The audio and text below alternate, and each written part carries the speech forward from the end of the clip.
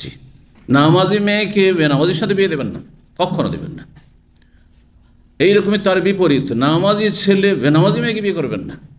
যারা পর্দা ফরজ এটা বিশ্বাসী তারা বেহাবে পর্দা মেয়েকে বিয়ে করবেন না। যারা বলছে সহশিক্ষা হারাম তারা সহশিক্ষা একাকার হয়ে পড়াশোনা করছে, নোংরামি করছে সব সমাজ,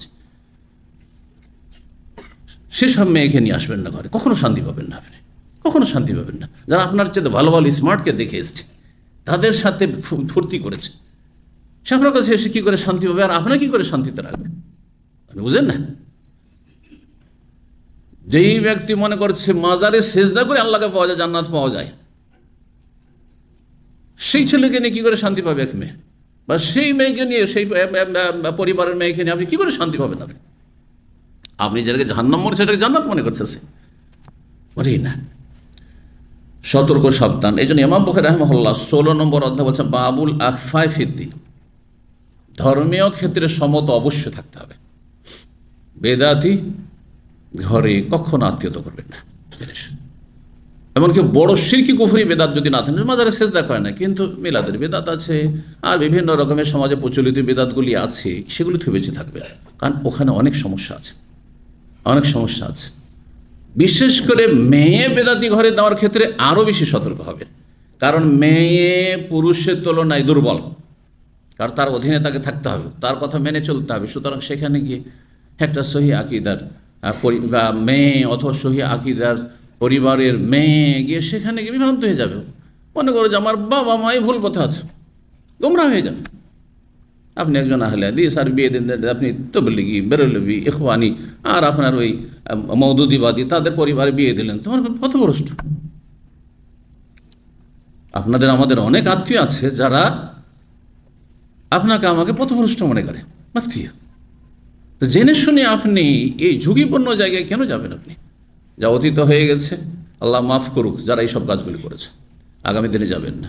আর তিক্ত অভিজ্ঞতার কথা গত আলোচনাতে দু একটা বলেছি। আমাদের ছাত্র এখানে 4টি অথবা 5টি মেয়ে ছিল, তারপর স্ত্রীকে রক্ষা করতে পারেনি। সে বেরেলভি পরিবারের মেয়ে ছিল না, সে কওমি পরিবারের মেয়ে ছিল।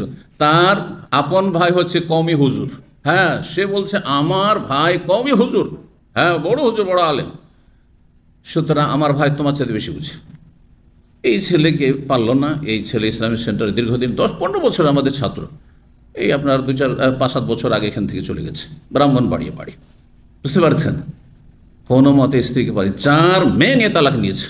আশ্চর্য হয়ে যাবেন আপনি, আশ্চর্য হয়ে, কত চেষ্টা করেছে, কত পরামর্শ, কোনো কাজ হয়নি। আমার পথে আসো, স্ত্রী বলছে আমার পথে আসো আর না হলে যাও। সুবহানাল্লাহ, এরকম কট্টরপন্থী কিছু আছে, যেমন পুরুষ আছে মহিলা আছে।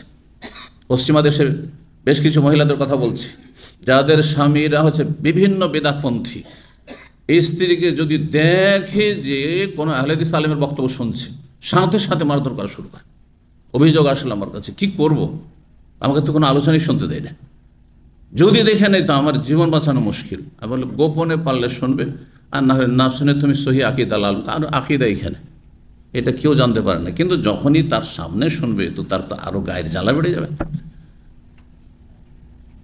যদি সে বড় মুশরিক না হয়, আর বড় মুশরিক যদি মাজার পূজারি, তাহলে তার সাথে সংসার যায় না, বেনামাজে তার সাথে সংসার করা যায়, ছেড়ে আসো তাকে। কিন্তু সে বেনামাজিও ছিল না, আবার বেদাতি ধার্মিক, হ্যাঁ নাড়িওয়ালা, আবার সে বড় মুশরিক মানে এই মাজার পূজারিও ছিল না, কিন্তু এই কওমি, হ্যাঁ জানলেন শিক্ষিত ছিল। তার স্ত্রী, এরকম বহু ঘটনা, 1-2টা ঘটনা নাই আমার এই জীবনের ইতিহাসে। বহু মহিলাদের অভিযোগ, বহু পুরুষের অভিযোগ, পুরুষ পারছে না স্ত্রীকে আর স্ত্রী পারছে না পুরুষকে কোনো মতে, বরং নিজের দিনটা রক্ষা করতে পারছে না। এক মজলুমা আছে বাংলাদেশে, তার স্বামী এত বড় নাস্তিক, ইসলামের দুশ্মন, 2জনই ডাক্তার, কোনো অশিক্ষিত না। যদি দেখে নেয় যে কোরআন নিয়ে বসেছে, যদি দেখে নেয় যে তার মেয়েকে পর্দা করিয়েছে, তার উপর চড়াও হয়ে শুরু করে দিল জুলুম অত্যাচার। এখন অব্যাহতি কামনা করছে রবের কাছে, আল্লাহ যেন এদেরকে অব্যাহতি দান করেন, এদেরকে যেন নাজাত দান করে জালেম থেকে। এরা ফেরাউন, এরা হচ্ছে ফেরাউন, এই ক্যাটাগরি যতগুলি জালেম আছে। সুতরাং ফেরাউনের কবলে জেনে শুনে পা দিতে যাবেন না, আপনি নিজে আগে থেকে সতর্ক, অগ্রিম সতর্কতা অবলম্বন করুন। আপনার মেয়েকে জাহান্নামের দিকে ঠেলে দেবেন না। হ্যাঁ, আপনি পুরুষ বিয়ে করবেন, চোখ খুলে বিয়ে করবেন, বেদাতি সমাজে বিয়ে করবেন না। সমস্যা দুনিয়াতে হইতে পারে, আখিরাত তো আছে পরে। দুনিয়াতে সমস্যা, আর দুনিয়ার সমস্যা জাহান্নাম, এটা দুনিয়ার জাহান্নাম। ঘরে শান্তি নেই, স্ত্রী কিনে শান্তি নেই, ঘরে স্বামী কিনে শান্তি নেই, কারো ঘরে মেয়ে তুলে দিয়ে শান্তি নেই, হ্যাঁ, কারো মেয়ে নিয়ে এসে বাড়িতে শান্তি নেই। সুবহানাল্লাহ, কেন যাবেন এইসব ঝুঁকিপূর্ণ পথে, জাহান্নামের রাস্তায়? আল্লাহ হেফাজত করুন। আর আগামী প্রজন্ম তো আছে, ছেলেমেয়ের আগামী প্রজন্মের ক্ষেত্রে বলছে, ছেলেমেয়েরা মায়ের পক্ষ বেশি নেই। সুতরাং যদি আপনার স্ত্রী বেদাতি হয়, তো আপনার ছেলে মেয়েগুলোকে আপনি হেদায়েতের পথে রাখতে পারবেন না। কট্টর বেদাতি হয়, ও মায়ের অনুসারী হয়ে যাবে। জি, সতর্ক সাবধান এইসব বিয়ে শাদীর ক্ষেত্রে। জি।